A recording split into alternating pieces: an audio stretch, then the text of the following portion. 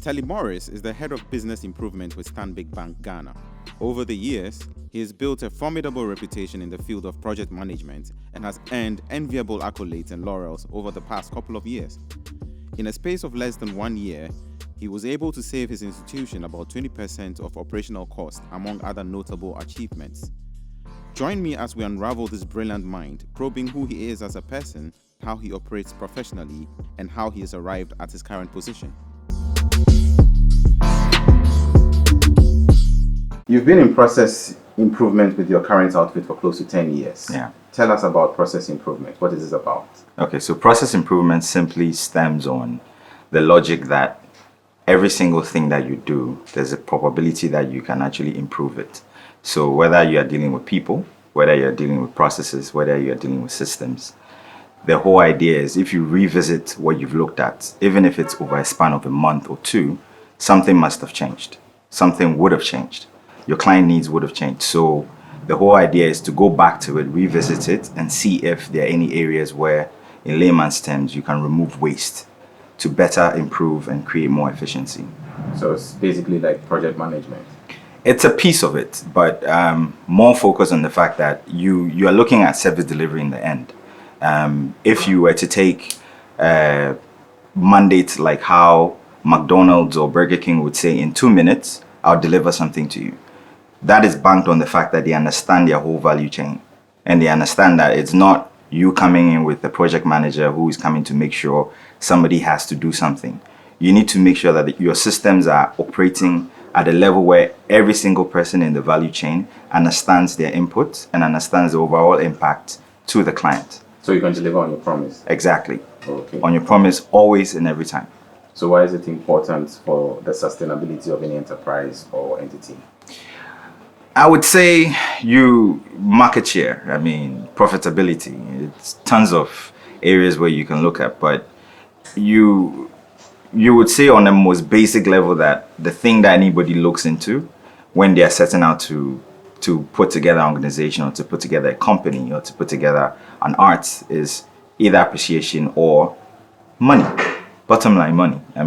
How do you make sure your money that you're raking in, you are doing it as the most efficient level? So when you're dealing with people, there's a lot of volatility, and you need to get them to the level where, which we'll probably further get into once we expand on this, they become like artificial, so they don't know they're doing it. They just know that this is my job and I'm so skilled at it that I do it in my sleep. I do it with no errors. Okay. So is it safe to say, from a layman's perspective, this is a cross between HR and project management? Yeah, you would say if they had a diabolic baby. That would be it. So can you put into perspective how your field of specialty can be used to approach some of the societal problems that we have or that we face in this country? Tons. For example, our maintenance culture, our planning, and all of that. Okay, so let's pick planning.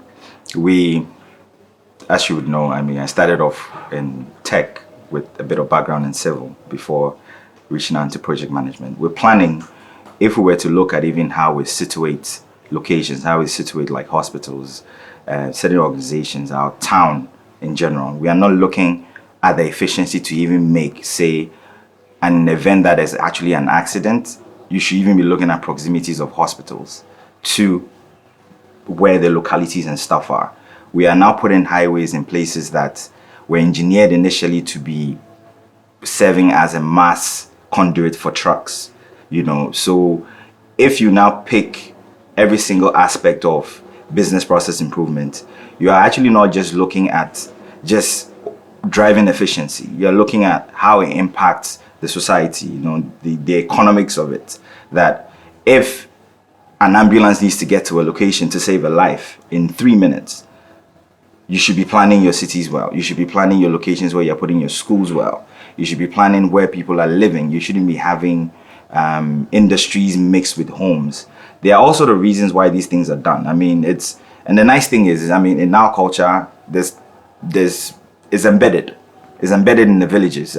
People wake up and the first thing they do in villages is clean the environment. Next, make sure there's water enough. That culture is there, but I think modernization in our bit to now align to a culture that we do not really understand, we pick and choose. And, like every big city, everybody does nothing. But the whole idea of what I do is to make sure that you are doing something and you're doing it with a sense of purpose. Change, like we all know it, always comes with some level of resistance. How do you handle that in your profession? So for me, like I said, brand is everything. Once people get to know you for a certain way, and they know that when you're dealing with Telly, you will get so and so, right? And but before that, yeah, so I'm building up to it. So the resistance generally with people who do not want to move towards the changes usually understand what is of value to them, and it's more or less a people skill, right? More like collective good. Yes. Type of thing. So, and not even just totally collective good. Even if he doesn't like the common interest, find something that is personal to him, and then find a way to introduce the benefits of what you're doing into that personal space for him. Okay. For him to now start realizing that, okay, if, say, in my earlier example, a head of credit, you're reviewing a credit process and the head of credit is now being your blocker. If in his EPM, or in his KPIs that he has to improve the turnaround time of the loan process, and you are trying to introduce, let's say, robo loans, where you can automatically do a credit assessment, and then instead of the client coming to you, you now advise the client of the loan, right? If he's hesitant to a technology like that, solve for his need. Solve for his need in the line of improve his process and then make him your advocate, make him your ambassador. So once you actually now come into his world and you impact his world, you change his habits, you change how he looks at things, you change how people look at him, because now he went from being the most difficult person now to the person who has now managed to re-engineer a process from being maybe a month to maybe 2 hours. That becomes something significant. And once you dent his environment, the people around him collectively will now start finding who caused that dent and will now try and support you, because they're like, if you can help him do this, and he actually did this to just get you to do it, how much more if he was to focus and help you purposefully and constructively to deliver on what you're trying to do. Okay, awesome. So you mentioned about artificial intelligence, yeah, and then robotics and all of that. Definitely in banking in Ghana, we are seeing an uprise in digital banking. Yeah. What has surprised you about the digital transformation in Ghana within the banking sector? For me, I think that the great thing is that banking now is gone or has evolved to the point where it's not just about our environment. It's not just about we delivering financial services to our clients. It's actually, in a sense, trying to co-create with the clients. You now have situations where a mining firm is coming to a bank, and the bank is not just offering an LC, it's actually thinking about their whole supply chain management. So in the basis of that, the first thing that you need to start realizing is, if I'm not doing my typical banking operations where we have tellers in our branches, we have relationship managers who are going out to look for people, how do I sustain this? How do I keep leveraging on all those expertise that I have in banking to deliver these services to all these different clients who have different needs? So if you embed that business process improvement, you really don't even need to introduce new headcount. So you can be headcount neutral for one. If you're even taking on more business, you can ensure that your processes are not failing, your disaster recovery is on point, you have business continuity because you have automated and you have now predicted how systems are actually going to perform. You are even factoring in third-party relationships. Like if you were leveraging on somebody for data and then their data goes off, you can automatically switch to another client. I mean, it's become almost seamless because everything has to be always on. We don't have any downtimes now. So once you target clients from that perspective and you understand their complexities, all the way down to that single individual, that grandmother who is in the village who wants to be able to access Momo or just go to an ATM, you need to be able to service that whole client base at the least cost. Your cost per production should be as minimal as possible, so you can keep passing on the value back to the client. Okay. So having said that, where do you see us going? I mean, this is the current situation now. Yeah. So where do you see us going forward in the future transformation of digital banking in Ghana? Well, it's huge. It's huge. I mean, I think the first basic thing that we need to address is the people impact. If people are not future fit, and in my sense of future fit, meaning that skills are evolving. Where you had ATMs, you'd had to go into a branch to go and transact. You now go to an automated teller machine. Now, the need even for physical cash is becoming redundant. So if I don't even need the infrastructure of an ATM, and I can now do everything on social, where I feel most comfortable, then It cuts costs. it cuts costs. So people transformation is actually a huge impact in our digital transformation journey. And then you have the ability now to open up to diverse institutions. You have Facebook now coming up with Libra. If that is now sanctioned, what is the impact on the central bank? How are they now going to regulate money? So it affects tons of things. You know, you have a whole situation with even how we engage, you know, how we transfer money, how we socialize, down to the layman who now wants to walk in to get change. You might not necessarily need the physical cash anymore. So if we don't position ourselves, and I like to deal things in people, because automatically, I mean, until we get to that cyber age where we have the ultimate robotics, and now artificial intelligence actually becomes complementary to being humanoid, then we have to think about people. We have to think about, are they future fit? Do they have the relevant skills? For those who are not, what are we going to do with them? For the kids who are coming up, what is the curriculum happening? Because if we don't even introduce that change now to transform, to move people from that mindset and to shift them, it will come and it will be radical. And then you are going to have those situations where headline splash, 5,000 people have lost their jobs in Bank A or Bank B or Industry A or Industry C. And we should be in the position to embrace it, as opposed to wait for it and do that, oh, it's a Y2K thing. When we get there, nothing is really going to change. It will change. It will change significantly. I mean, we don't even have situations where applications now come with manuals. Remember the days when we had to learn Windows? Our parents were actually send us, and go and sit down. No, they push updates and then they feel sentiments, because they are focus groups that they test on. So if 9 out of 10, we introduce a new feature and everybody can pick it without actually having to call a contact center, why not? So it isn't really a bad process after all. So it tries to involve everybody in the change process, so then people don't fall out or fall off. Exactly. Okay, exactly. That's interesting. You did also mention the whole science, computers and all of that, AI and all of that. How did you integrate, looking at the fact that you're coming from a projects, background? How did you integrate? How did you find your way to transition? Because that's the in thing now, and that's what's going on.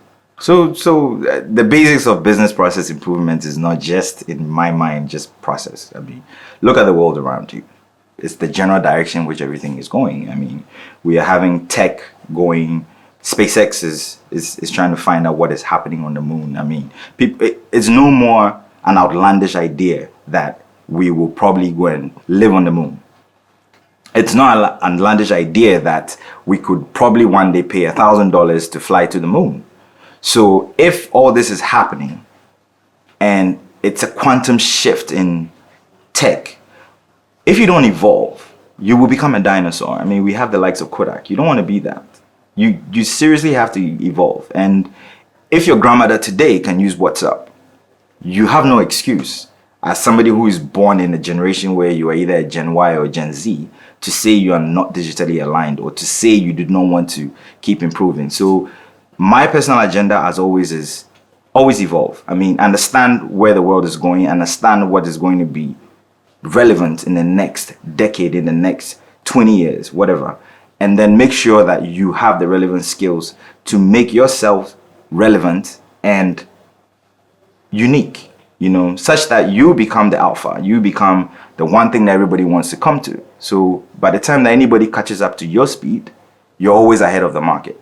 You're always in the position to now control industries, to now control ideation, to now control how we impact individuals, how we impact lives, how we impact societies, and ultimately families. I mean, because if society falls or fails us by the fact that we do not transform with it, eventually becomes a burden on you and I, and nobody else has to fix it. We have to. Okay. You speak about this with a lot of passion.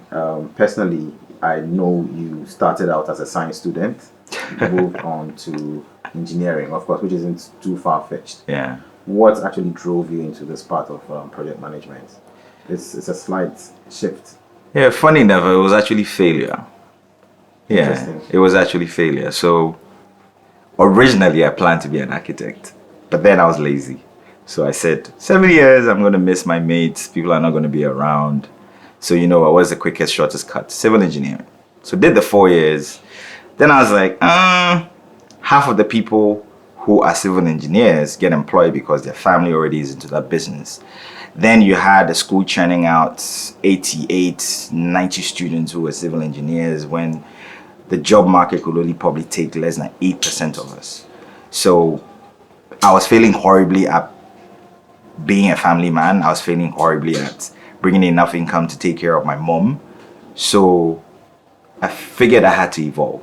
So the first drive to evolution was do project management. It's something that nobody is into. It's something that people hadn't really realized what it was, and it drove a lot of value. As at the time when I started. And then on the back of that, through a training session, I just realized that my natural talent is unpacking things and understanding how the whole value chain works. So a friend of mine, an Asian friend of mine, actually introduced me to Lean. And then I read on it, and then I noticed that business process improvement, Lean Six Sigma, is actually been in the works. And I mean, more the manufacturing areas have been using it and have made a lot of value out of it. And I'm like, why can't we take this and apply it to every single thing, And I think that's where my passion started. Do you wish you knew this earlier? Then it'll make for a good story, so maybe not. Looking at your rate of success with the establishment with which you work, Stanbic Bank, it took you, well, of course, it took you a bit. Yeah. You had to go through a process, you had to go through a journey to discover your interest in this field. Would you have wished that, I wish I knew this earlier on to have charted this course? Because you obviously enjoy it. Most def. I enjoy it. I mean, it comes easy, and I've been wondering that why haven't I weaponized this a long time ago? I probably maybe would have been one of the youngest billionaires in this country, but we're on our way there. Yes, definitely. I see that coming up. Yes. I asked that because I'm looking at our current educational system. I'm looking at how we are impacting the kids growing up, and most of them growing up, we all have ideas of what we want to be and all of that. Then life throws us lemons, and then what do we do with the lemons? So where do we learn how to single out opportunities and then ride with them? And does the curriculum offer us those opportunities so then we can education is always going to be a touchy subject, so let me hone it down to home. At whatever stage it is, home being family, home being your network, at whatever stage it is, pick out what naturally comes to you. Secondly, weaponize it. If it comes to you naturally, find a way to hone it in where you don't go through a long iterative cycle to actually get that idea into fruition. Once you can do that, then it becomes like a box where you just tap into it. Now, if you have the ability to keep tapping into that idea, you are now going to be, one, efficient, and then you're going to put your efficiency in an iterative cycle. Okay. So whatever it is, so even if you're an artist, and then now you tend to go through a 6-month iterative cycle to do a work, which would maybe end up giving you $100,000. Find a way to increase that productivity where it becomes an iterative cycle on its own. You automate it. You automate it to the point where there's an artificial intelligence in your head that's doing it all the time, where things are churning. So you now get to the point where you start impacting people.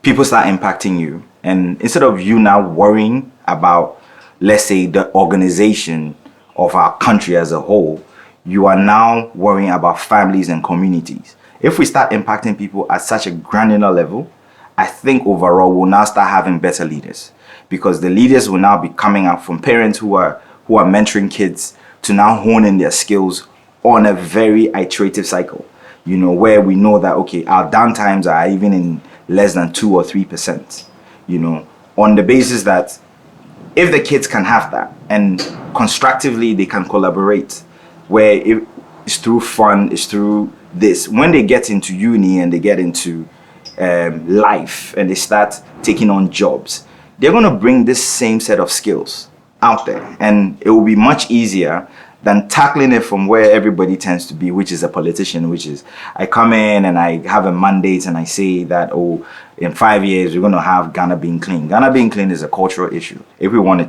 change from the most granular level. So impact the kids, impact them in how they think, impact them in how they keep re-engineering what they know. They keep questioning what they might see tomorrow to be like. Because if one kid can unearth something or a question which might let an adult go like, oh, there's a possibility that we could make things simpler. Critical thinking, yeah. And if you embed that culture where you pass it on, I mean, it's just the same thing. If you're a dog lover like me, the first time that I noticed this iterative thing happening was I had a male dog, a boabo, and then I got a mastiff. And I trained the boabo to not go outside the gate, even though when I open it, I'm coming in. This new puppy comes in and intelligently just picks up from it. No training at all. Which means it was passed on. It was passed on. Okay. So whatever it is that we are doing, the good things, if we pass it on and we keep passing it on purposefully, we keep passing it on in a way where we are deliberately doing it, you only make for better people. Better people makes for better systems. Better systems make for better processes. In the end, all clients and stuff are happy, So we need to just keep driving that. Drive that with the people who are relevant.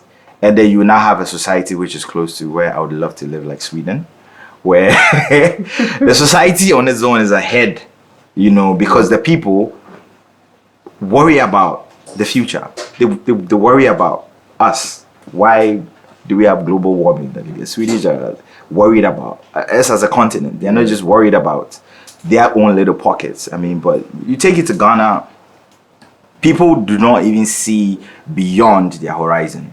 Because, like mom needs to work, dad needs to work, kid needs to come with good grades, you better be on scholarship or I'm disowning you. It shouldn't happen, But don't make one good person, make a multitude of good people. And if you do that iteratively, you now get your society to be in a position where everybody else is good.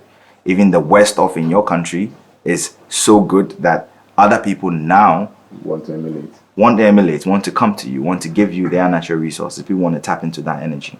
We need to start getting there. And I think it's the biggest way to impact our society is start with the basics. Okay. You speak so fondly of the home unit. What was life like growing up? Life was weird. I mean, I grew up in a very diverse family. I mean, for the people who don't know this, my dad was white. And when I say white, I don't mean I don't mean biological, but yeah, the one who raised me, my father figure was somebody who was white, and I think maybe in a way it's what changed my thinking, because I didn't have a family where your thought process could be wrong. It was never about you being, oh, you're a child, you don't know better. No, it was about why. Every time, why? Like if I ask my dad, I want to do this, the question is why? And then I come up with a solution and he's like, but still why? And you start realizing that in the why, you keep even asking yourself that, do you really even want to do this? So I can want to go out, and then it starts out like that. So I mean, I had a mom who worked her ass off, and I mean, the good part is, and I came from a family of people who were in the military, the police, the army, so being disciplined was natural. I mean, you got it from everywhere. So adding that to having the ability to think outside of the box, thanks to my dad, and having a mom who was a teacher who would not let you go beyond a certain tolerance. I mean, I think that's what defined me as a person. And I feel like if, let's say, a unit of 5-6 people can make me this way, how much more if we deliberately do it, you know, around societies, around our mates from school, you know, around why are we not doing this? It's happening in pockets, but it's not happening at the level where it should move thinking. You know, it needs to be a mind shift. It needs to be a proper quantum leap for it to start having that kind of impact that we all would love to see, you know. Okay. So do you have any profound personal milestones in your professional life that you'd like to share with us? Yeah, I think my biggest for me, well, coming out was, so I left a very good job at Barclays then. I was a senior project manager, and then I helped. And then instead of taking a new job, I decided to do a 1-year sabbatical and basically toured the world, redefined why I even wanted to work. And around that time, I mean, I was already doing a bit of Lean Six Sigma, but it wasn't really deliberate, you know. So in my midst of having fun, relaxing, bouncing from here to there, it definitely hit me that this is something that comes naturally to you. This is something that you're already good at, you know, so hop onto it. So I came back home and then reached out to a couple of friends and told them I'm back in the job market and I'm done having my fun and being my bad boy self.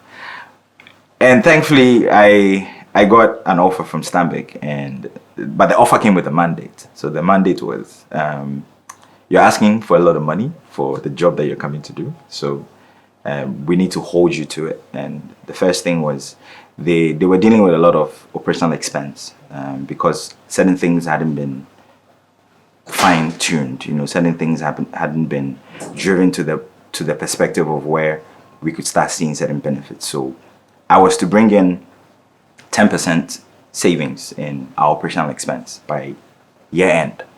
And I joined the bank in August, and it didn't take me to year end. And so I managed to do that by October when appraisals were due. And instead of bringing in 10%, I almost knocked 18% savings. And that was huge. And at first, I thought I was being my cocky self, as in I was being deliberate. And then I realized that I hadn't actually even implemented my whole suite of ideas, you know. And it's important as well that you also do not, I mean, the younger me was very self-driven and didn't pull people along. But maturity has shown me that as you grow, you need to have people around you also progress. So in my bid now, I don't just look at me as my mandate, as in this is what Telly does for the bank. I need to get to the level where a Dennis, a Kofi, a Kwame, what are they doing for the bank? We need to move everybody, you know, so then you achieve larger results. Larger results, yeah. So it's not honing as from a selfish perspective of you thinking about a fat bonus. Oh, okay. So working in large teams or delegating to smaller teams, what's your preference?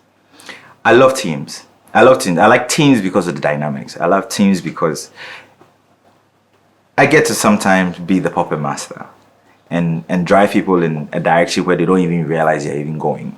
And then they look back and they're like, wow, I didn't even think we could do this. And that end goal is probably where my satisfaction comes in from work. You know, because I feel like the more challenges that you have, the more people, if you deal in smaller teams, there'll be less friction. You are familiar with people, they understand who you are. You tend not to want to step on people's toes. But once you go big, you now start dealing with those separate individuals, those people who are so outlandish, so those people who are so off tangent, that how do you bring them in and make them see the client need, make them see where the organizational goal is, you know. So once you get into teams, you start solving and you start realizing that the same people that you're having friction with could possibly be a client. So if you can solve for that difficult person in your team, there's a high probability you're already solving for a client. So I embrace it because it makes my work easier, because you don't really, I mean, sometimes we piss off our clients and the client doesn't even want to come in to tell you what their challenge is anymore. So they hop onto a competitor bank. But in this scenario, when you get the devil's advocate and you get millions of them and you solve for the devil's advocate and you make them an advocate for you, then it changes the whole ideology and you impact your clients much better. Okay. So in all this work that you do you have time for leisure? And what are your leisure activities? What do you like to do to wind down? I make time. It's busy, but I make time. I think it's important, just the same way how... And to make time, and I'll probably share this as well, one of the easiest ways is once you become successful, once you become proven and tested and tried and everybody knows you can do it, you now need to start having proteges in the organization. You now need to start having proteges outside of the organization who want to learn from you. And in that bid, they will do your bidding. So you offload part of your work and you sort of school that protege to come up to speed. And in that effort, he goes 1.5 miles for you. And then you get to save that 1.5 miles and spend it with family, you know. So it's deliberate and it's important because, like I said, if my parents impacted me in this way and I don't get to do that to my kids, then I feel like I've also failed as a parent, you know. But I love to travel. Traveling is one. I love art. I still love architecture at some point. Maybe I might go back. But yeah, those are my things that I love. Super. So, I mean, you have clearly shown us what your thought process is, how you work and everything.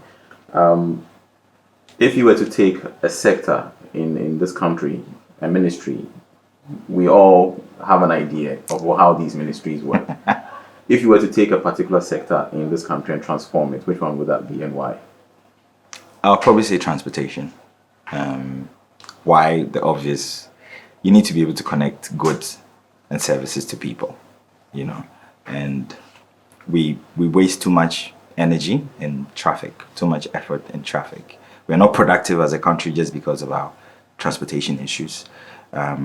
We have borders with people where there's a natural resource which could get here on time, which could mean that people could actually reduce the amount of losses that they do due to courier, due to time on the road, buses breaking down and product going bad and not reaching the end consumer. So I would naturally take transportation. And I mean, because I feel if we fix that, there will be an immediate impact, one to the person, the farmer, down to the end consumer, who will now get it cheaper, much fresh. And we even get to the point where we can now start exporting and managing that in a more defined way, you know.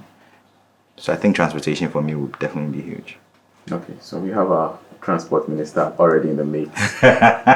Telly Morris, thank you so much for gracing our studio with your presence and sharing your gems of knowledge with us. Thank you so much. We'll have you again soon time. Thank you, Dennis.